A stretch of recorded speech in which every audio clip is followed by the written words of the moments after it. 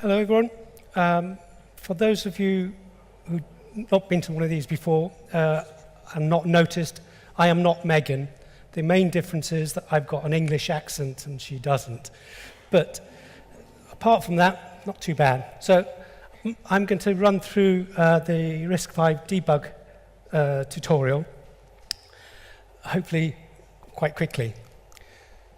So this is the outline of the talk. Give you an introduction of the working group and why do we need a RISC-V debug spec at all. And then we'll run through the overview of the debug spec and hopefully tease out some examples. What I'm not going to do is tell you how to write debuggers, and I'm not going to go into great detail about the ins and outs of certain commands and instructions. But we should be able to give you enough insight into how this stuff works. And then we'll finish off with what the future tasks are for the debug working group. The last working group we had, the last workshop, we were planning to have the debug spec ratified, but as we come towards the end, you'll see why. We haven't. So the history is as follows. It started out as an email list, and then there was quite a lot of interest, quite rightly, because this is the first time a spec has been in the RISC-V Foundation or forum that doesn't deal with processor cores. So this impacts not just compiler writers, but people who actually use the system. And so therefore, there are lots of other people who will make the ecosystem to make RISC-V successful who are interested in this. So the task group was formed in 2006. We have regular meetings bi-weekly. There were initially, right at the beginning, there were discussions, quite a lot of discussion about two basic groups. And then, this took quite a long time. Then there was a non-binding poll to see if there was a clear winner or not, or clear preference within the group, and there wasn't. So understanding or accepting the fact that having a good ecosystem for RISC-V to be successful is important, the goal was to try and get a unified spec. And to do this, we wanted to make sure there wasn't any fragmentation in the ecosystem. And then groups decided to work together to see where it led. The history of the spec, it's in this GitHub, and every time the GitHub's updated, there's also a PDF. Historically, it was kept, the PDF was kept separately, and you'd go hunt around, rummage about to find it, and you invariably got one out of date compared with the GitHub. So now it's all there. The chair is, as I mentioned, Megan from Sci-5. We don't appear to have a co-chair, but as I mentioned earlier, there was lots of interest in being part of this group. So there were companies, there were software vendors, as well as hardware vendors. There were many individuals, and in fact, and also research institutes. So why do we need a debug spec? Well, it's a tool for any real hardware system. It helped to debug embedded software, debug kernel issues on complex systems, and it's also used to bring up the software before the rest of the system is up and running. It's fairly obvious, it's not intended to help, or not intended to solve or locate hardware faults or problems. It will help locate them, but not solve them. So, software is king. Well, so all you guys doing hardware, you're not really important. It's the software guys that are important. But having said that, it's the software guys who put bugs in software, right? So, and using the line, hire better software engineers to a VP of engineering doesn't go down very well. Take it from me, I've tried it once and it didn't go down very well. And the other important thing is that we shouldn't be reliant on just one tool vendor. There are a number of tool vendors. They all should be able to support RISC-V. So the goal of the specification is that a debugger should be able to connect to a RISC-V platform, and I'll explain what a platform is, and discover everything it needs to in order for this buggy software to be debugged and then made working.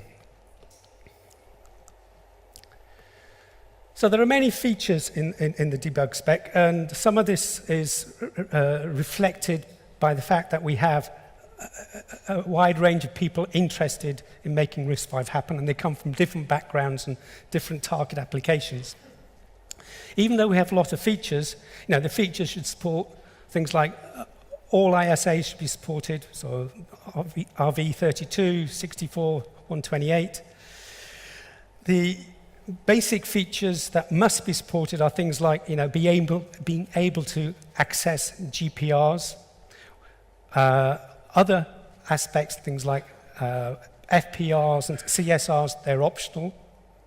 You must be able to debug software from reset, so i.e. first instruction. It should not be reliant on the implementation of any debug features that are in the platform. So the spec deals with, this is what it should do, these are the things it should do, not how it's implemented. And having these optional features also helps for different target applications. So you have a truly embedded processor or a platform may not require 90% of what is specified in the debug spec.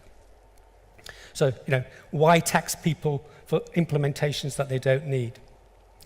So that's where the background of supporting features and different applications comes from.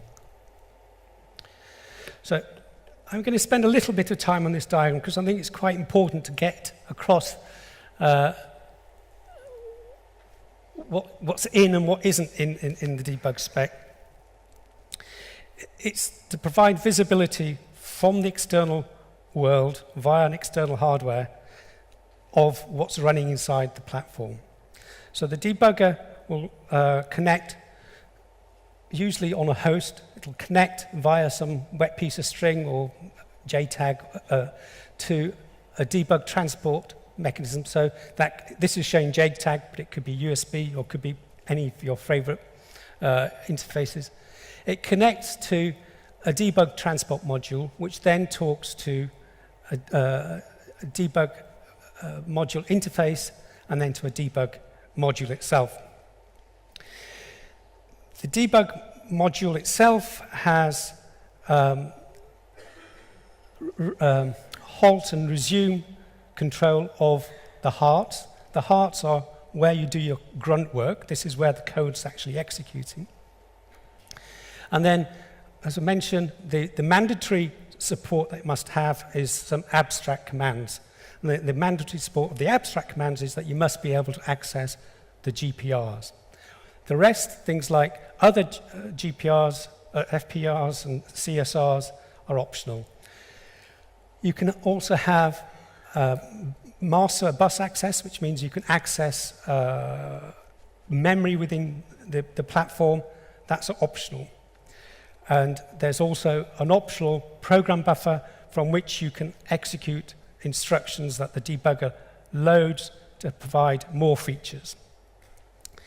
If you haven't guessed it by now, the dotted things are optional, just in case people are falling asleep, I think. So the RISC-V heart itself, the debug spec does not specify how it's implemented. It will have an optional trigger support and maybe a trace module.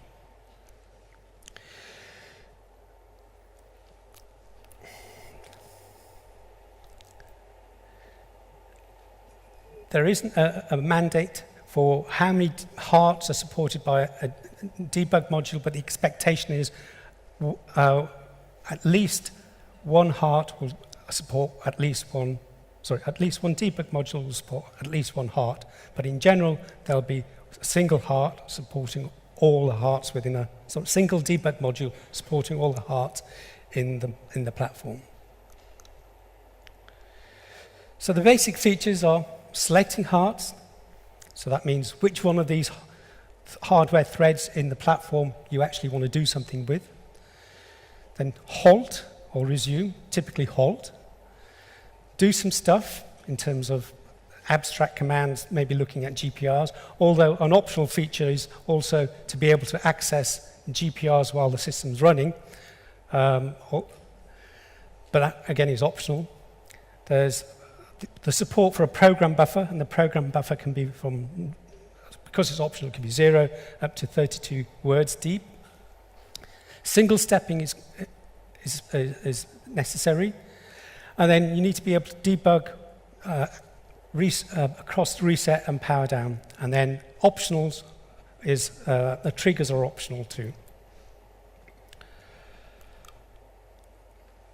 So I don't propose to go through this diagram, but this captures the flow of how you debug code running on a heart.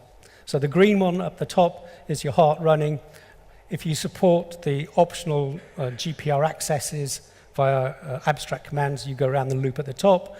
But then if you're doing anything more realistic, then you drop into the bubbles, either the purple or it was orange on my deck, the sort of darky yellow, and then the blue ones are the program buffers. So, but basically, things like DM control, which is the debug module control, is your friend, and the abstract command is your friend too. If this is explained in the spec, and I found it very useful to actually understanding how the flow would work.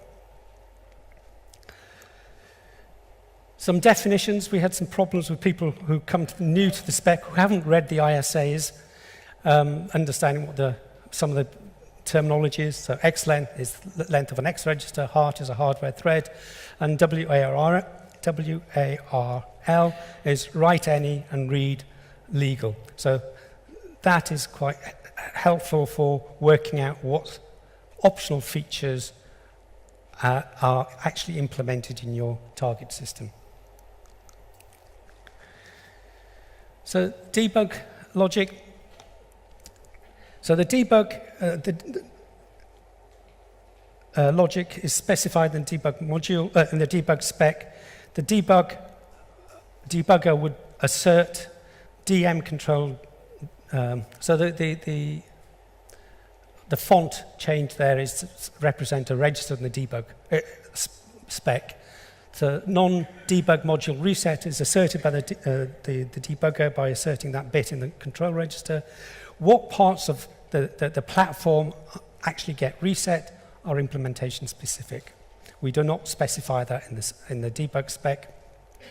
The debug logic is not affected by that reset. That means the debug module itself isn't, hence non-debug module reset. The debugger must set the DM active bit in the debug control, and that's useful for, should a platform implement it, to say, do not nuke me or prevent power gating of the debug module.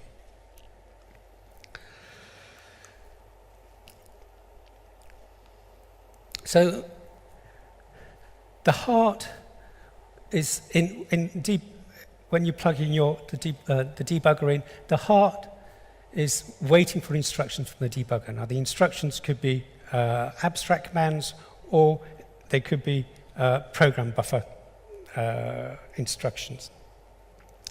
So this behaves like M mode, but it's D mode, so it's higher than M mode, but very much similar to M mode. The interrupts are disabled, and the exceptions are handled by the debugger. How the hearts are implemented, we don't specify, and how you halt or wait for commands coming from the debugger are not specified in the debug spec either. Different people will have different ways of implementing it, so that was the idea of not specifying it. The heart have two registers, debug CSR and a DPC. How you map the DPC is implementation specific, so you may choose to have it directly mapped to the PC, but it's there so that if you were to noodle, if the debugger was to noodle with the program counter, then you don't screw up when you do the resume. So the CSR, there's fields in there to report why the heart entered the debug mode. You can configure it to tell the system what you should do when an e-break happens, what happens in an M mode, U mode, and S mode, and so on. It also controls single step, so you can do single stepping on a per heart basis, and there are a bunch of counters and timers also present in there. And the dscratch is useful for the debugger to pass and collect any data that may be generated by fragments of code executing on the heart when you're debugging. So the dscratch is optional, and you can specify, as if you are having them present, you can specify as many as you want. The debug module maintains a 32-bit register space for the debug functionality. And the specification, the core of the specification, the debug specification focuses on that. The detail between how the debug module and the heart interface to each other is not specified in the debug spec. That's up to the user, up to the implementer. You could have a directly connected, you could have a conventional bus. We know people who are doing the latter, and we know people who are doing the former. It's up to, if you've got a very small number of cores, you might want, very small number of hearts, you may want a direct connection, but if you've got a very large number of cores, you may want to do something differently. So the debug the debug module interface is something that logically sits between the debug module and the debug transport module. Now, I say logically, it depends on your implementation. If, for example, you don't have the debug transport module is, say, a memory mapped bus, and your debug module is also a memory mapped interface, then that may just be some pieces of wire. So you don't actually, it could, instead of having a bridge, they're just direct connections. So it provides register access to the debug module itself. So let's move on to the next one. Selecting heart. So this is one of the things that is specified in the debug spec. Now, originally, it now says you can have up to 2 to the 20 hearts. For a very long time, we had a much smaller number than that. And then some bright spark came along and said, well, we're implementing a system with more than that number of hearts. So we had to up that number.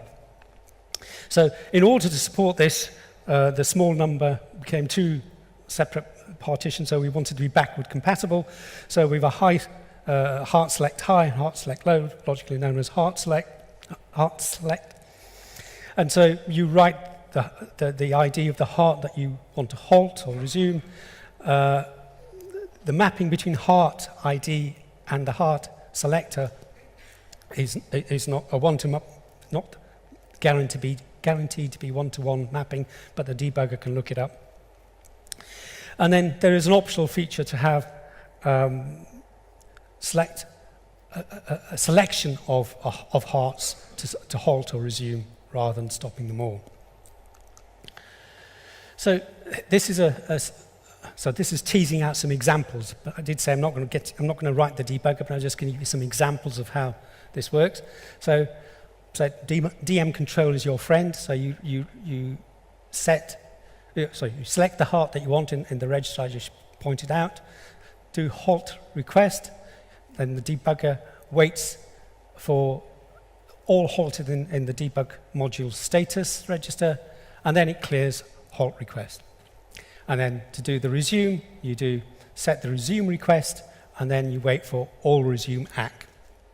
As simple as that. That's the small bit of work that the debugger would have to do.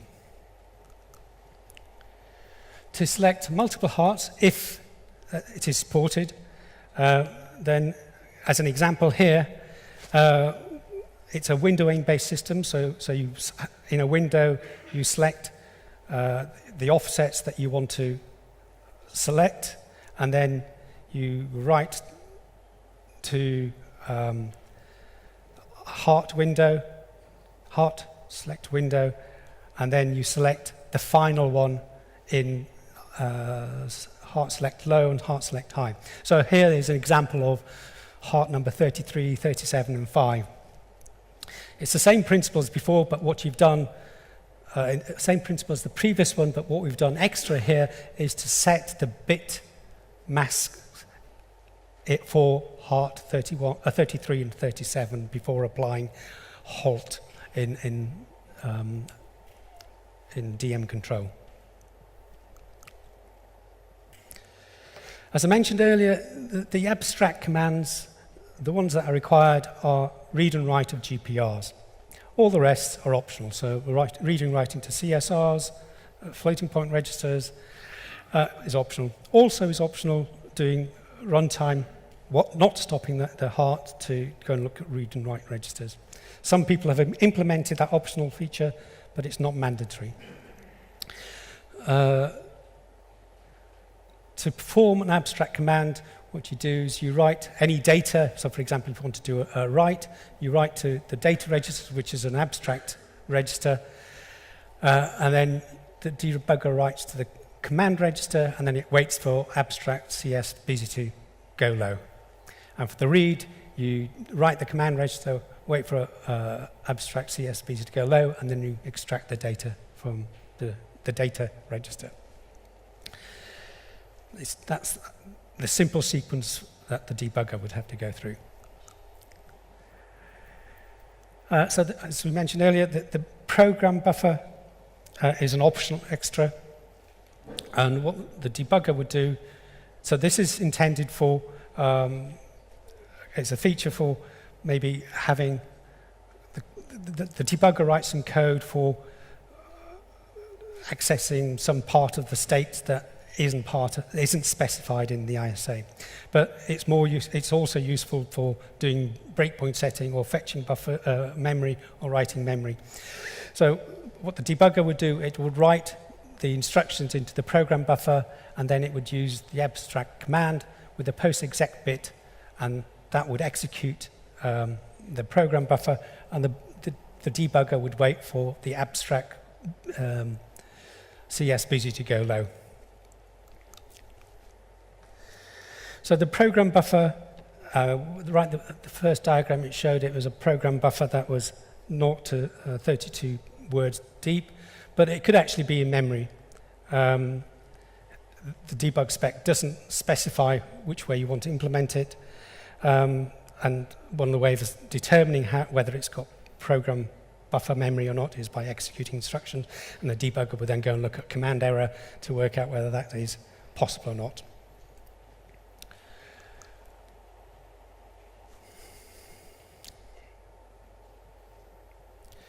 So there's also a feature where you can write some code into the program buffer, and then when you write to, say, the data register, the program buffer is re-executed, is executed continuously. So that way the debugger isn't always filling the program buffer instructions, but once you write to the data register, the heart automatically executes the sequence of instructions already in the program buffer. And you do that by setting the auto-exec bit in the register, in the data command register. Single stepping. So this is done by, as you saw earlier, the debug CSR. You set so once you've halted, you've selected your the heart that you want to halt. You set the step value in the CSR register, and this you may have selected several hearts, so you do the same thing for all the hearts that you want to single step, and then you hit resume, and the heart will execute one instruction before returning back into debug mode.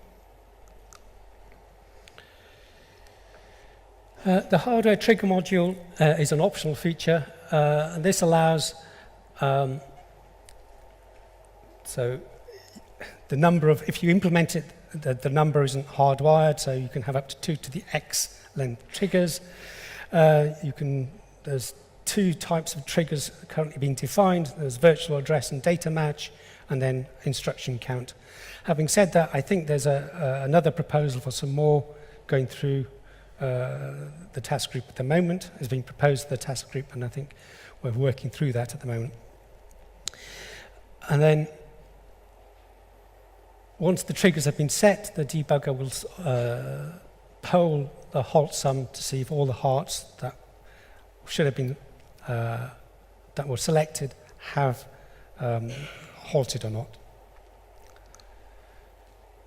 So there are 2 optional features, 2 additional optional features. One was the system bus mastering and the quick access, which I'll touch on now. So the system bus mastering, so if you remember this, the debug module then acts as a master to the system memory inside the platform. And the debugger can work out if such a system is present by looking at SBA size, and if that's present, then there is a system mastering feature there. So as an example of, say, writing 2 64-bit words to memory, what we do is follow that sequence of instructions. So follow this sequence of writes to the registers. So we check things like the SBA size is equal to or greater than 64 bits. Then we check that we can actually access the 64-bit is set. Do auto increment because we're going to write more than 1 word at a time. And then we write the upper 32 bits to address 1, lower 32 bits to address 0. And then make sure SB busy is 0. Make sure there's no errors. If there is an error, clear it. And then we write the upper portion of the address to data SB data 1. And then as soon as we write the lower 32 bits of SB data 0, the data word gets written to memory, and then you can go back. The debugger would then go back to loop to statement 6 to continue the next word. So there's also a quick access example. The idea here is that sometimes you can get away with just momentarily halting a call, doing something very quickly, and then getting the halted heart to resume.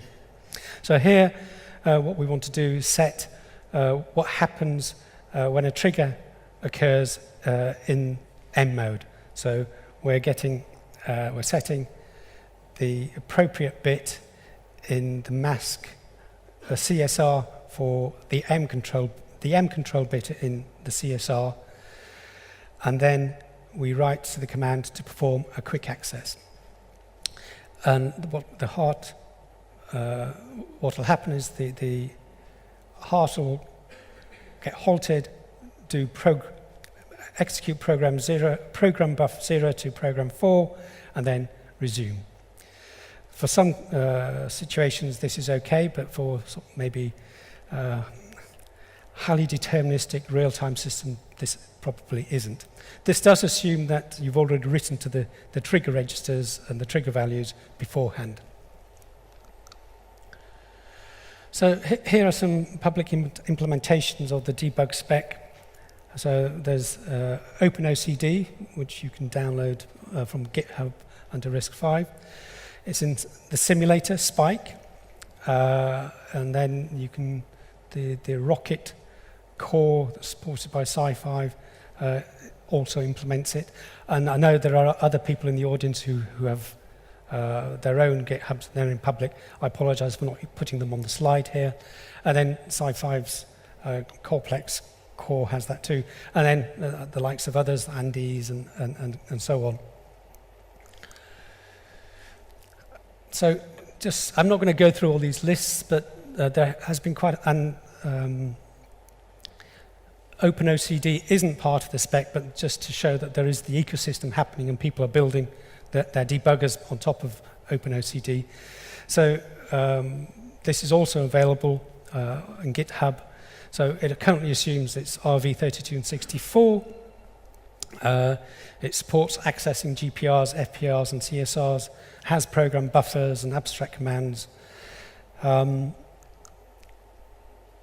It supports program buffer memory as well as system bus accesses. And then it also supports a selection of simple compliance tests, which I think is part of one of the task groups. And then there is some addition of an authentication support within OpenOCD. So what's not yet supported is virtual address translation and quick access. So this is what's not supported in OpenOCD at the moment. So the current state of affairs with the task group is, so we went through 45-day consultation. So we thought we were all done. We're going to send it out and everybody's going to go, yeah, great, tick. Of course, it never happens like that, does it? So obviously there's some things need to go through, and then there's some proposals of new features or changing way things happen. And the way this works is that the task group has to go through all these issues, and we either adopt them or not, and if we don't adopt them, there needs to be reasons why these things are not adopted. And then we incorporate all that as feedback, and then we submit to the board for ratification. So it's still open, it's not ratified, so you guys can still get involved. This is where you can go and get the spec, join the mailing list, or indeed mail Megan and she'll make sure that everybody else gets to see it. Thank you.